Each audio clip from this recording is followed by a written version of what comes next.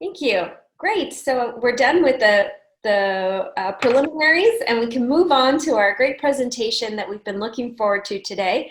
And the next two items we'll be hosting our guest presenter, Reese Harris, and then lastly, we will go through some announcements and events. So please stay tuned for all of that because there's a lot of events that Brett and the Chamber and the rest of you have to share. So let's kick it off with Reese. We're so excited to have you present to us. I know you presented to another committee about something a bit different about Google results for nonprofits, and now today you're going to talk with us about important tech tools for us in this strange time. Thank you for joining us, and we look forward to your presentation. Thank you. Can everybody hear me okay? Yes. Good to be here. I love this group. This is my favorite group. This is like Sandbox to me. So I'm going to talk about tech trends, kind of two parts. This presentation will be in two parts. The first part will be about, just observing some of the tech trends, some of the things that are happening, new jobs that are coming to the fore. And then the second part, I'm going to talk a little bit about the tips for surviving this time during COVID-19. So it's a two-part presentation. And what I'd like to first illustrate are some of the companies, just sort of do an overview, some of the companies that are doing quite well during this COVID explosion right now. Peloton, for example, since a little after the beginning of March, has had quite a huge rise in popularity. They're back ordered, I've heard, over 3 months. They are obviously in reaction to the workout exercise clubs that obviously cannot have people come to their location. Amazon has been exploding as well, as if they're, have room to even go higher. They are obviously one of the $1 trillion valuations in our country here.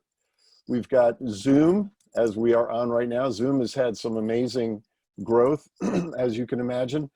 I famously told a friend of mine that I thought at the beginning of January, I said, with this coronavirus, he's an investor. I said, you should look at Zoom. And of course he did. And of course he bought it. Did I buy any? No. So I missed out on that amazing opportunity. For those of you that are familiar with Upwork, Upwork has had some pretty striking increase in popularity and growth as well. Some of you may recognize this logo. This is the logo for the Y Combinator, and Y Combinator is a accelerator, as they call it. It's a startup accelerator, helping companies like Stripe and Coinbase and Dropbox. And basically what they do is they put together people with good ideas with people that have money.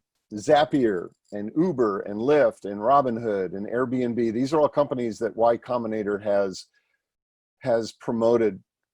It's pretty amazing program. And every summer they have a school.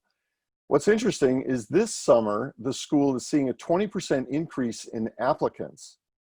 And it's sort of identifying that entrepreneurs, really see the opportunity in this marketplace and want to forge ahead with their startups.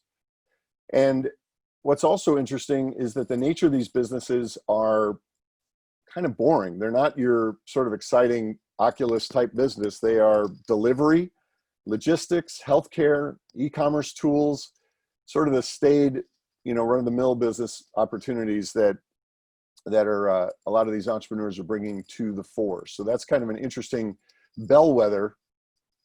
But clearly, WFH, working from home, is the new thing. And I'm sorry I missed the last presentation and Kevin's presentation about working from the home, but it's pretty amazing.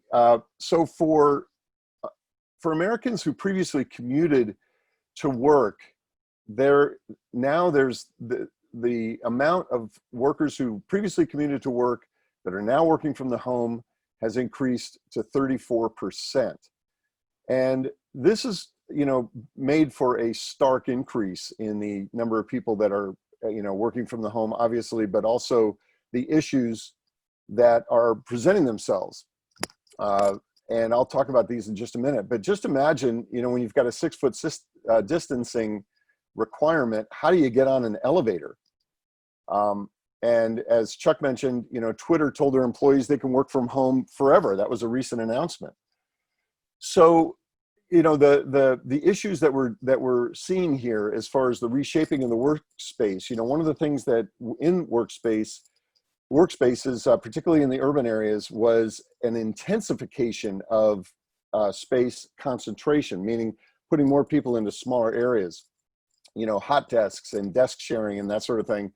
But with the coronavirus, we're seeing, companies having to try to figure out how to navigate that in the other direction, de-intensification.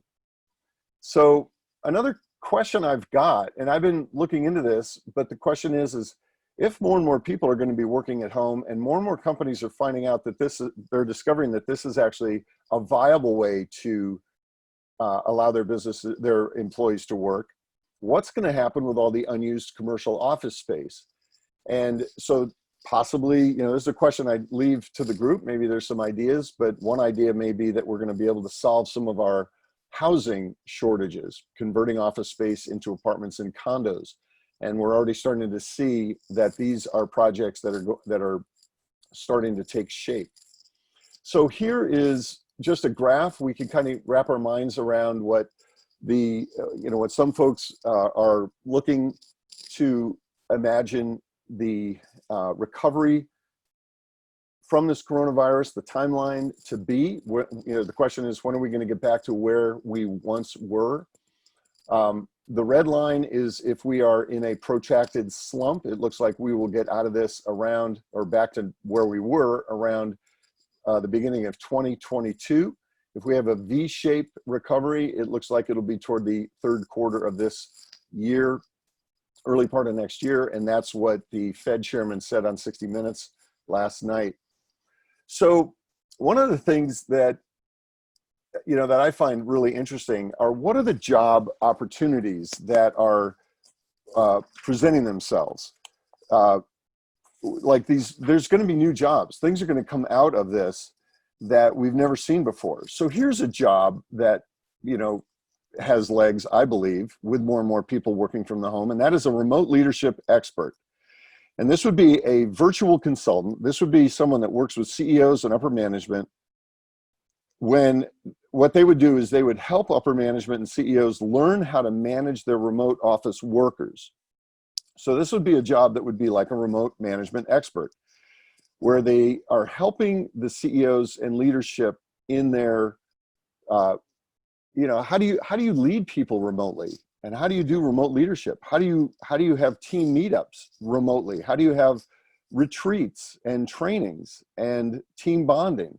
How do you create a culture when everybody is remote? So this would be a job that would help to bridge that challenge. Another job would be the commercial disinfection engineering team. So this is outside of the regular janitorial. This is an organization or a company that would come into a facility, an arena. It would come into an office space, into the home, and on a regular recurring basis would disinfect using special sanitation equipment, UV lighting, all the different high-tech equipment to kill viruses and germs, and basically to help people feel safe, and you get some sort of certification. But it's basically leveraging the fear of COVID-19. So the media is spawning, doing all the marketing for you, basically. We're already starting to see HVAC companies bring in the high quality air filtration systems. So this is already starting to be put into place. Another job opportunity for someone might be a video appearance coach. And as we look at ourselves, we try to, imagine if you're the CEO and you've got a presentation to your team, you want to look, a certain way, you want to look professional. People need to get better at how they sound. John Beethan can, attest to that, all the technology that's behind that. What about your Wi-Fi? What about your connection to the internet? The background behind you? What about your pacing, the lighting that you've got? How are you lit up? All these things require a video appearance coach that can actually work with you to help make sure your technology and also just the way you're coming across on the video is looking your very best.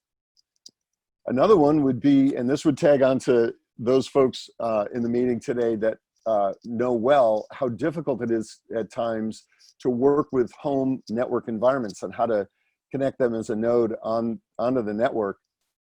But this would be a specialist working with companies, helping them, and this is all they would do, is just going into the homes and making sure that their home network system was set up. So bringing the corporate home office guidelines into the home, including security and ergonomics, you know, that there'd be HR elements to it, making sure that the home office worker was, you know, reaching certain productivity levels, they've got access to the files, you know, it's all the little things that make the home office work. And this would be a home engineer position that would be designated for just that. Then there's the virtual educator, the tutoring. This is we're already starting to see this.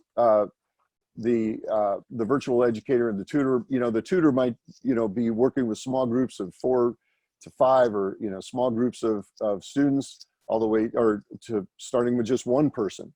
But we're starting to, you know, really see. I have a friend who's actually a tutor, and she's very technology not savvy, and so I had to help her get the whole thing set up with Zoom, and she's off and running, doing quite a bit of virtual tutoring right now.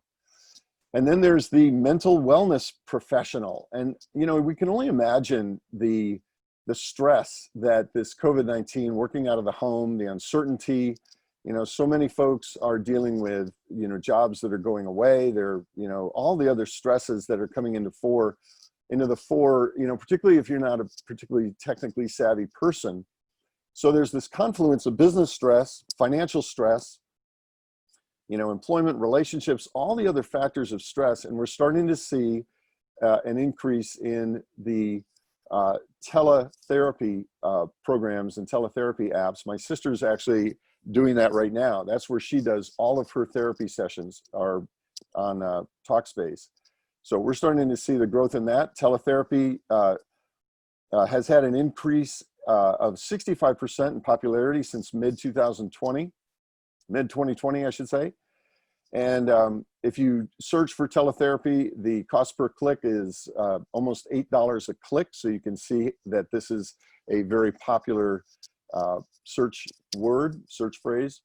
So I'm going to take a little sidebar and talk about agriculture as being an area where there's going to be some amazing advances in technology. So we think of agriculture as being sort of a, you know, plow in the fields kind of a thing. And, you know, we get our salads at the grocery store, our lettuce and leafy greens and that sort of thing.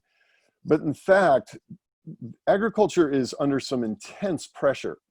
A couple of the pressures are, for example, there's 7.5 billion people today. We're going to have another 1.3 billion is estimated by 2050. And if you imagine how many more mouths that is to feed, but we're up against, the earth has lost 1/3 of arable land in the last 40 years. And that's due to just poor soils management and just the exacerbation of how we have managed our large crop fields.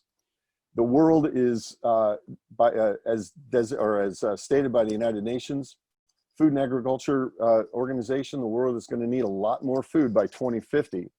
And what this is doing is it's transforming every step in the food journey. And as evidenced by 2 companies that I'll just highlight really quickly. One is on the West Coast, and that's Plenty.ag. And Plenty received a $250 million investment from the SoftBank Vision Fund about a little over a year ago to build these indoor farms. Plenty uses technology where they're using vertical farms. It's a vertical system. Arrow Farms is back in New Jersey and New York, back in the tri-state area. What they've done, Arrow Farms has taken the concept of indoor farming, and they've taken all these old factories that originally were built back in the 30s and the 40s during the war for, you know, building airplanes and other tanks and other equipment that back in the 60s, you know, were abandoned. In the 70s, these were discotheques, and in the 80s, they were skate parks. And so, you know, we're also seeing converted Costco's and so forth. So here's an example of a vertical farm. These are completely sealed off so that they are, using 95% less water. They're, using 0 pesticides, 0 herbicides, and they're actually able to create probably 2 to 2.5 times the crop turns that you would get in a field farm. And part of the reason that we're seeing this explosion of indoor farming is because the field farm has been under intense pressure from wage inflation, from the higher cost of water, from what they have to do to augment soil, and the trying to eradicate pests and so forth. So what we're seeing is the indoor farming is on a cost basis on par in many cases with many different crops, on par with field farms. So it's kind of we're at a breakthrough point. We're seeing this is an example of an indoor farm. Arrow Farms just inked a deal on April 9th with a investment firm in Abu Dhabi to build a 90,000 square foot facility there. Abu Dhabi and in the Middle East is a big area where they're growing a lot, or where they're building a lot of these indoor farms. So let's change gears here a little bit and ask ourselves, what does it take to survive during the coronavirus? What are the things that we need to keep in the top of our minds, top of consciousness? And one thing that we can do is to anchor back to the idea that in this time of high change, there's a lot of things that are change less. Some things just never change. And some things we need to really get back to. So I'm going to just point out 3 things in particular. Number 1 is our emotional IQ. And the emotional IQ never goes out of style. It's really, the idea that, what you feed your brain is what you're going to, what you think about, you talk about, what you talk about, you bring about. And in this time of coronavirus, if you will, one of the most important things in surviving this is to really bring forth the empathic, mindset. What is it that we can do to, bring our best self forward? And in particular, what can we do to bring our best company forward, our best business forward? So for example, if we've been sending out mass emails or mass postcards, maybe we should rethink that. And instead of sending out a mass postcard, write personalized notes to our top favorite clients, and really connect with them. Do what it takes to connect with the folks. If we're going to do a phone outbound prospecting, phone calling campaign, maybe we should think about talking to our, the folks that are in our prospect list, people that we've talked to, over the last number of years, and doing perhaps a phone strategy like the Ford call. The Ford call is, when you talk to someone, you proactively call them, you'll talk about their family, you'll ask them about their family. And you put the focus on your client. You ask them about their occupation. You ask them about, the relationships, how their relationships are going. And you ask them about their dreams, FORD. So bringing forth the Ford conversation is a great strategy for connecting and showing you care with your clients. The next one is your tech IQ. And I love technology, and there's nothing more important in this day and age than to really focus on your tech IQ. And I think one of the things that I will say about that is that, as many of us know, that more technology, even though we're drawn to this, is not necessarily better. And one of the things that is important to do at this time is to realize that more technology can cause clutter, and clutter in your life can be like barnacles on a boat. And for those of you that understand that little concept, barnacles can not only slow down your boat, they slow down your productivity, they cause your efficacy, your efficiencies to be robbed, your speed of implementation of new technology, but not to mention your psychic cost. Look at all the apps we have on our phone. I think I use maybe 5 apps by and large, and yet I've probably got 100 apps on my phone. I don't know if they're all necessary to be there, but they take, they just clutter up the brain a little bit. So as a strategy in this technology IQ is maybe to edit out, and ask yourself, what do I really need here in my technology world to increase my technology IQ? And then finally, the third one is your market IQ. And this is important when we're thinking about how are we bringing our business to the marketplace during the coronavirus, but to realize that we've got so much in our database, in our CRM system that exists, that we have worked so hard over the last year, 2 years in developing, and yet we're always seeming to be focused on who's the next person, who's the next prospect that I can talk to, and yet there's so many people that we've already talked to, so many people that we've already connected with. It's about reconnecting with them. And it changes the mindset from having a transactional mindset to how do we build relationships mindset? How do we nurture those relationships and create lifetime relationships? So it's about revisiting past prospects rather than investing more time and energy into prospecting and to nurture those relationships. And I know that a lot of the CRM systems out there, Salesforce is one of the best, for example, you know, has some amazing tools to help you to manage your relationships with your clients and your prospects. And I suggest that we really look at what does it take to manage the relationships that we already have created.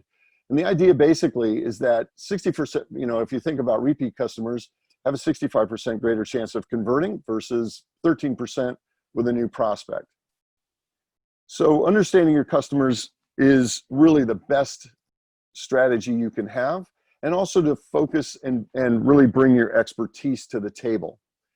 You know, and in times like these, people really, they're not as interested in your opinion. There's a bazillion opinions out there. Everybody's got one. But what people really want, and what we possess as members of this technology committee, is expertise. And that's what people really want. And when you do this, when you really focus on the better interests of your clients, you really earn the right to ask for the business. And this is brought into great demonstration with the book that Gary Vaynerchuk wrote. It's a book that I have on my desk. I love this book, and it's called Jab, Jab, Jab, Right Hook. And it talks about, what he talks about is, in the old days, you know, you send out a mass email and you can just ask for the business. But nowadays, it's really about building value with your clients, building value with your prospects, adding more value, doing one more thing of value. It's this jab, jab, jab. And then eventually, once you've earned this trust and earned the right, you can then ask for the business with your prospects. So jab, jab, jab, right hook is a boxing metaphor. Obviously, it's, you know, jabbing is a wear down punch, but basically it's talking about, you know, constantly bringing value to your clients, being unselfish about it, realizing you can give away 90% of what you know and not to worry about that most people aren't going to do anything with it. It just demonstrates your expertise. So that concludes my presentation, and you can go to Ree-Source.com, and I am offering a 30-minute marketing evaluation. You can go to Ree-Source.com, and if you click on contact up at the top and click on the link to schedule a 30-minute evaluation, I've got a 6-point matrix that I work with you on to evaluate your marketing strategy and your production and your systems, some of the costs, how you can look at ways to generate more leads, and so forth. So I'd love to be able to connect with you with that, and I will conclude my presentation. Thank you for letting me share.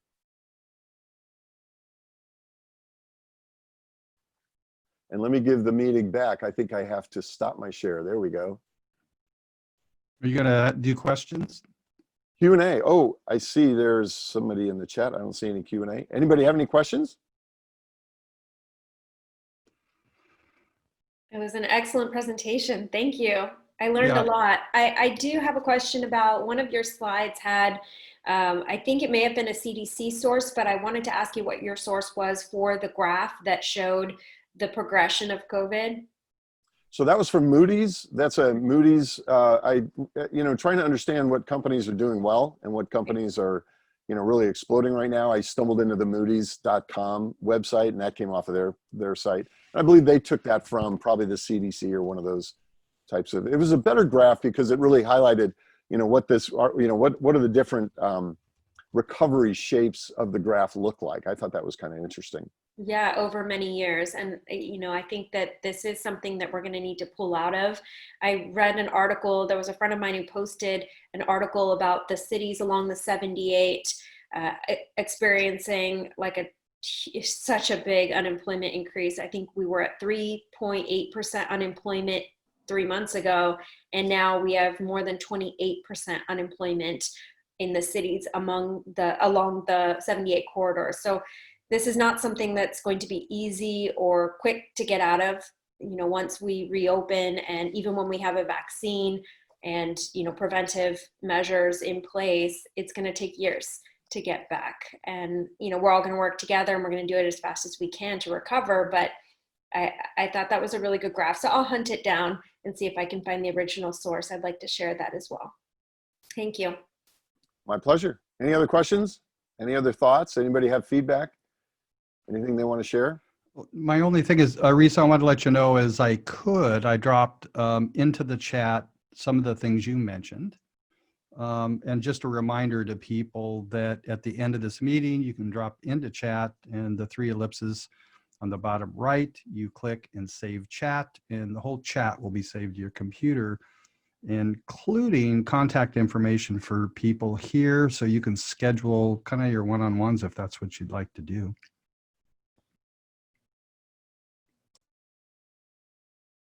Great presentation, Reese. Thank you. Great. I see one question there from Josh Mazer to Reese. What happens to commercial real estate? Do you have an answer for that?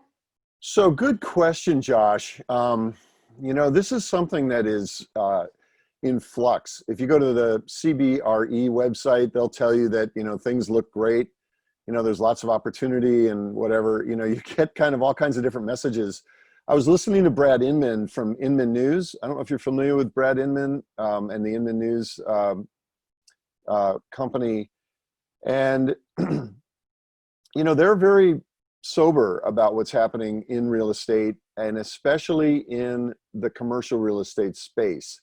Commercial real estate is already oversaturated with office space. They were already they had about a 25%, I'm not a realtor, so I don't know how to explain it, but they had more availability by quite a bit. There's just been an overbuilding of commercial real estate. So now that coronavirus has hit, it's exacerbated that situation. Plus, you've got tenants that are reconsidering their leases with more and more people working out of the home. So I think we're going to see quite a bit of activity in commercial real estate that will be on the negative side. Now, on the residential real estate, that's going to be spotty. I'm married to a title representative. She works for Fidelity Title, and they've been holding strong. So the residential real estate has actually been down. I don't know, I'd say what she's told me is around 20 to 30%. At times, some weeks are better than others, but the commercial real estate is going to be in for, I think, a bigger shock. I think the vertical farming, maybe they can use the commercial real estate space. That's a good thought, right? In small ways. Hey, Reese, I think we're going to see a lot of breakthroughs. Yes, John. My cousin's in Seattle, and he's a director for one of the largest real estate companies worldwide. And I'm thinking, I might want to get him on a podcast or a Zoom or something. It'd be great to know what this is. I know there's quite a few people in the chamber that actually work in that space. So having another perspective might be useful. So yeah, I think it's one of the areas that's going to be, it's going to have a lot of transition for sure. I think though that commercial real estate, because it has so many different segments to it, like you mentioned, there's office space, there's like strip retail, there's of course manufacturing type space, industrial space. So just talking commercial in general is probably a little too broad, but in commercial, different segments of commercials already been going through its own transformation before COVID even hit.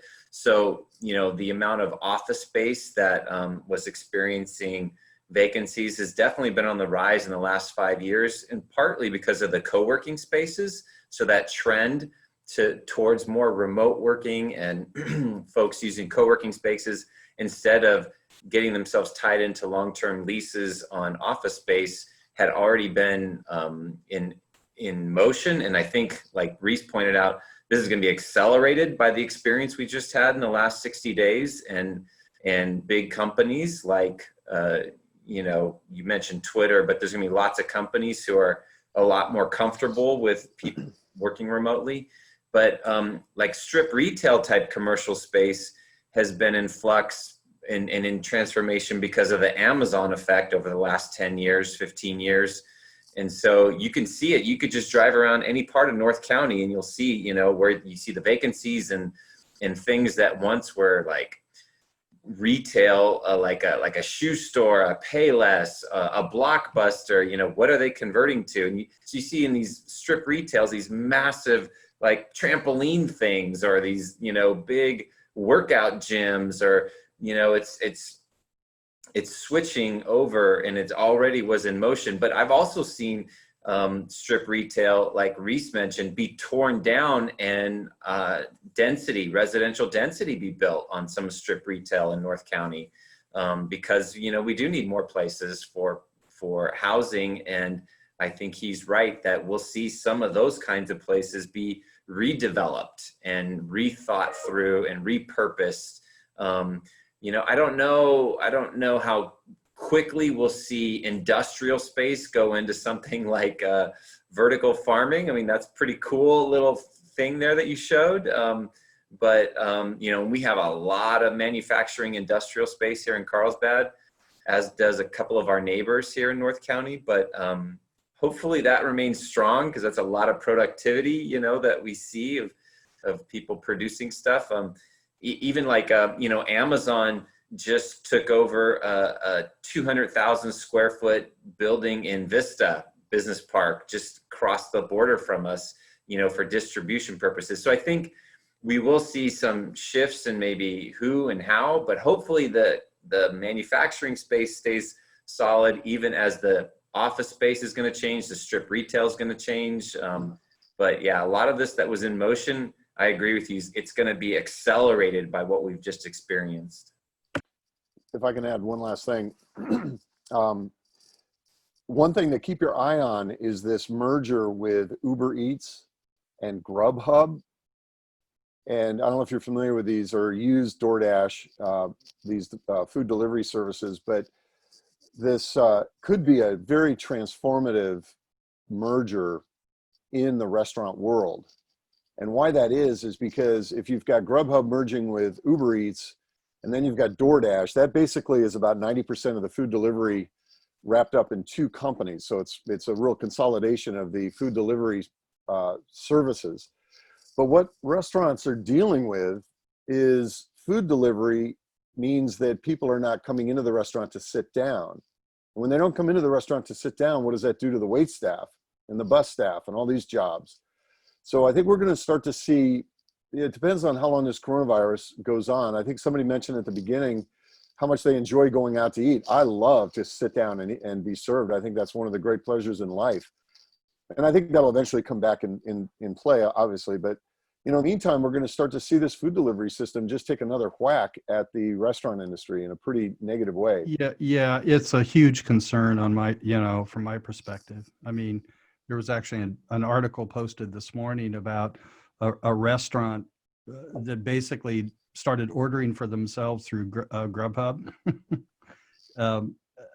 Anyway, they actually made out. But the problem is that Grubhub and that merger with Uber means the restaurants are going to be doing a lot worse, because, like you said, Reese, they keep people from coming into the restaurant where their profits are the best, and then take a whack with the delivery services because they don't really make that much. This is a disruptive technology, just what happened with Uber itself from the taxi industry. And the restaurants are going to be turned into kitchens. Yeah. They might go and grab one of those vacant buildings. They don't need a fancy place. They just go there and then turn out a beautiful kitchen, and everything is coming up, and you have a lot of parking through, and that's it. I don't know if you guys saw on the news last night, but I think it's in North Park, downtown San Diego. They're looking at blocking off some streets where there's a lot of restaurants, and actually rerouting traffic, closing some streets and turning them into outdoor restaurants so that people can have the 6-foot separation and dine outside when the weather's beautiful, which is very much like what they do in Europe. Carlsbad's looking at that too with State Street. I mean, they're in discussions. I mean, there's there's factors that, you know, different jurisdictions have to take into account, like, okay, how much parking are we giving up for a region? But and there's also like, okay, and this comes from planning a whole lot of street fairs, but they have to always have a certain amount of space for emergency vehicle access, so they can't just clog the whole street up with tables and seating. But those things can be thought through, and I think every local community needs to be thinking that way for their, you know, we know restaurants are such a big, important thing for drawing people and the, you know, spending of money. So creation of jobs, et cetera, et cetera. So hopefully all local communities will get creative. Yeah, it's also a place where socialization happens, and a lot of business gets done in restaurants. A lot. I think Carlsbad is uniquely advantageous. It's because it's the only one that's really set up with main streets close to the beach like that. It's almost like the promenade in Santa Monica. State Street's a great candidate for that, and that would be one of the only North County beach communities that had that. Yeah, and Mission in Oceanside, if they could do it there too. But I'm very supportive of that. I hope the council does do that. I know Escondido is also looking at closing down a big area of downtown to do outdoor dining. You know, there's a lot of concerns because they still have to wipe down and clean down everything. Definitely the restaurant industry will change. And on a personal note, it's probably where I spend the most money these days. I've really cut back on a lot of spending, but I really want to help small businesses. And that is one thing that we need all the time. So I cook a lot, but I get tired. So we order a lot of food and we go around. I'm also trying to, that's what I was talking about earlier. I'm not going to go sit down at that place in Oceanside, but we've found it and we will order food. I have noticed that some places are struggling. We order at the taco stand in Encinitas every once in a while, and the quality of the food is not as great. And like they weren't fresh, like you could tell. I'm a foodie. I know my food, and I don't want to put a negative Yelp review, but I just keep thinking I got to tell them like, hey, you know, we go to you because you make your tortillas fresh. So keep it up. And I know you guys are hurting, but I don't want to write a negative review. I want to help them. But there's some issues. Urban Plates too in Carlsbad, right by my house in La Costa, we noticed a little decline in food quality. So hopefully we'll get that sorted out. I know they're struggling, but we want to help them and support them. One place that I can totally recommend that's done amazing is Tin Leaf Fresh Kitchen in La Costa, and you know they're part of Black Rail and Beach Plum Kitchen. They've been great, and they're running specials, half off all of their bottles of wine, and on the weekends they give free coffee cake if you order like $40 or more of brunch. So I think there's a lot of room for creativity and innovation, and we definitely want to help them. So I would love to get more involved in helping promote, especially restaurants. So if there's an opportunity, Brett, where we can help them, I would love to do more for them. Well, I don't think we want to see this merger go through. I think it would be a really negative thing. And hopefully the Justice Department who's reviewing it will reject it, because it would be very detrimental to the restaurant industry, I believe, which would be very, very sad. I'm a restaurant person, having spent 15 years in the restaurant industry. Yeah, and you know what it's like when you don't have any alcohol sales, if everybody's delivering, because that's a big part of your profitability. You bet. Yeah. Yes, and thank you, Ram, for that additional point about entry-level jobs for students, for young people, for folks who are looking to work in restaurants. Like I know for my daughter, she's graduating from school and not necessarily a restaurant employee, but any entry level fresh out of college jobs are going to be really hard to come by. And I just keep telling her, you should look at going straight through to your master's. Like, let's prepare for you to go straight through rather than take a year off and work, because I'm not sure you're going to find a job. Well, Teresa, I thank you for bringing that up, because I've been noodling on this very recently, because I've already had some of our members express challenges in getting some of their laid off workers back. And because, I mean, we all know the unemployment benefits are unbelievably good at the moment, and they'll stay good through what is it, July 31st. And so there's some folks who are just a little too comfy on unemployment right now. So I think as long as employers are willing to train, there's a lot of hungry people out there who are willing to get going. I mean, you can think of it from the kind of the lowest end of the totem pole. Like, I don't know, if you're a Subway or you're a restaurant of some sort, and you had to lay people off, and you're trying to, restart now as things are loosening up. And if your folks are like, yeah, no, I'm good. Well, I mean, there's a whole lot of high school kids who didn't have a job, aren't getting paid unemployment, who are like, I'm game, I'm down. I mean, I know I have one in my household who is. And I was thinking the same thing from like some of our members who have more entry-level college professional positions. There's a lot of people coming right out of college who aren't getting unemployment right now, who are hungry. I mean, I wouldn't give up just yet. I think as the rebound starts, you're going to see, I think there's some of the workers on unemployment who are too comfortable and don't realize that if they don't jump back on, they're going to lose their spot. Yeah, it's a time to sharpen the axe for sure. And that, this is where I think this is as a trend for companies, is they're looking when they hire somebody that person has the skills on day one. So utilizing the programs like lynda.com and these other online training programs is the best thing you can do to hone your skills, to make sure you've got the skills that you need, so that when you start on day one that you're ready to go. Alex, does that mean you stole them? They were employed here and you stole them, or you just got them through networking through the chamber? I had 3 staff members. They went to the chamber website looking up companies to see who was hiring. And I acquired interns and employees, one that I currently still have now, because they go to the chamber website and they look for job opportunities and they look for companies they'd want to work for. And so I would say for the chamber, we could really work on advertising that. If you're a chamber business and you have a job opportunity, to post it on the chamber website, get it on the chamber website. It has never been really active for the last, 5 years. I can't remember the last time I checked it. The only company I've ever seen use it consistently is Sherwin-Williams Paint Company. They always seem to have a job there for somebody. But that is the only consistent listing I've pretty much seen over the years, or at least a company that I've seen over the years use that directory. But it could be extremely beneficial if, when we're emailing out our newsletter, to say, hey, are you hiring? If you're hiring, do you know we have a business directory? Do you know people go to the chamber website to look for jobs? And so I think it would be really great to facilitate a database for things that are hiring and getting people connected in that sort of way.